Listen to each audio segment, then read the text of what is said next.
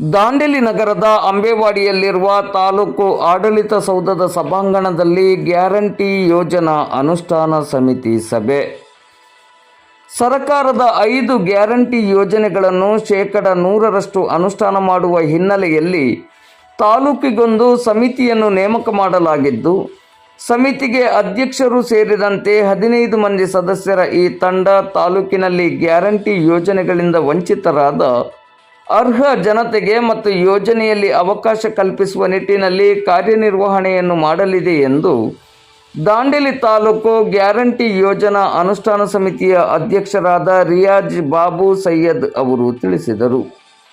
ಅವರು ಇಂದು ಶನಿವಾರ ಬೆಳಿಗ್ಗೆ 10:30 ಗಂಟೆಗೆ ದಾಂಡೇಲಿ ನಗರದ ಅಂಬೇವಾಡಿಯಲ್ಲಿರುವ ತಾಲೂಕು ಆಡಳಿತ ಸೌಧದ ಸಭಾಂಗಣದಲ್ಲಿ ನಡೆದ ಗ್ಯಾರಂಟಿ ಯೋಜನಾ ಅನುಷ್ಠಾನ ಸಮಿತಿ ಸಭೆ ಮತ್ತು ಕಚೇರಿ ಉದ್ಘಾಟನೆಯ ಪೂರ್ವಭಾವಿ ಸಭೆಯನ್ನು ಉದ್ದೇಶಿಸಿ ಮಾತನಾಡುತ್ತಿದ್ದರು.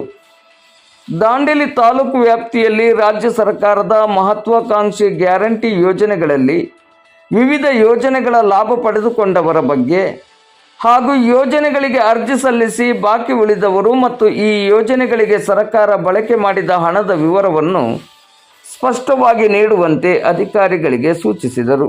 ಯೋಜನೆಗಳಲ್ಲಿ ಆಗಿರುವ ಸಾಧನೆ ಹಾಗೂ ಮುಂದೆ ಆಗಬೇಕಾಗಿರುವ ಗುರಿಯ ಬಗ್ಗೆ ಯೋಚನೆ ಮಾಡುವ ಮೂಲಕ ಅಧಿಕಾರಿ ವರ್ಗ ಮತ್ತು ಈ ಯೋಜನೆಯ ಅನುಷ್ಠಾನ ಸಮಿತಿ ಒಂದಾಗಿ ಕೆಲಸ ಮಾಡಬೇಕಾಗಿದೆ ಎಂದು ಹೇಳಿದರು.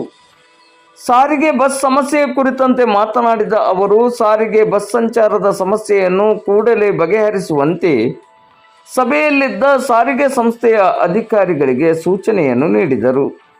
ಸಭೆಯಲ್ಲಿ ಗ್ಯಾರಂಟಿ ಯೋಜನಾ ಅನುಷ್ಠಾನ ಸಮಿತಿಯ ಜಿಲ್ಲಾ ಸದಸ್ಯರಾದ ಅನಿಲ್ ದಂಡಗಲ್, ಸಮಿತಿಯ ತಾಲೂಕು ಸದಸ್ಯರಾದ ಚಂದ್ರು ದೇವದಾನಂ ಆರ್ಯ, ದೇವೇಂದ್ರಪ್ಪ ಹಮ್ಮಸಾಗರ್, ರಮೇಶ್ ಶೆಟ್ಟಮ್ಮನವರ್, ಮ್ಯಾಥ್ಯೂಸ್ ಕೊಂಡಟ್ಟಿ, ರವಿ ಚಾಟ್ಲಾ, ರೇಷ್ಮಾ ಇಮ್ತಿಯಾಜ್ ಮೇಟ್ಗುಡ್, ಸಿದ್ದರೂಢ ಗಜಗಲ್, ನಗರಸಭೆಯ ವ್ಯವಸ್ಥಾಪಕರಾದ ಪರಶುರಾಮ್ ಶಿಂದೆ, ಆಹಾರ ನಿರೀಕ್ಷಕರಾದ ಗೋಪಿ ಚೌಹಾಣ್, ತಾಲೂಕ್ ಪಂಚಾಯತ್ ಲೆಕ್ಕಾಧಿಕಾರಿ ಸುರೇಶ್ ಮಡಿವಾಳ್, ಅಂಗನವಾಡಿ ಮೇಲ್ವಿಚಾರಕಿ ಅನುಸೂಯ, ಸಾರಿಗೆ ನಿಯಂತ್ರಕರಾದ ಶಿವಾನಂದ್ ರಾಥೋಡ್, ಹೆಸ್ಕಾಂ ಶಾಖಾಧಿಕಾರಿ ಉದಯ್, ತಾಲೂಕ್ ಪಂಚಾಯತ್ ಸಿಬ್ಬಂದಿ ಕವಿತಾ ಜೋಗ್ಲೇಕರ್, ತಹಶೀಲ್ದಾರ್ ಕಾರ್ಯಾಲಯದ ಮುಕುಂದ ಬಸವಮೂರ್ತಿ ಹಾಗೂ ವಿವಿಧ ಇಲಾಖೆಗಳ ಅಧಿಕಾರಿಗಳು ಮತ್ತು ಸಿಬ್ಬಂದಿಗಳು ಉಪಸ್ಥಿತರಿದ್ದರು.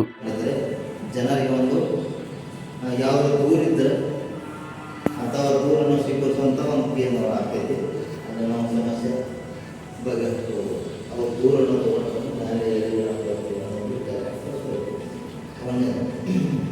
ಈ ಗ್ಯಾರಂಟಿ ಮಾಡಿದ್ದಾರೆ. ಅದು ಈಗ 12,577 ಜನ ನಮ್ಮ ಲೆಕ್ಕ ಸಿಗುತ್ತೆ. ಈ ನಮ್ಮ ದಾಂಡೇಲಿ ತಾಲೂಕಿಗೆ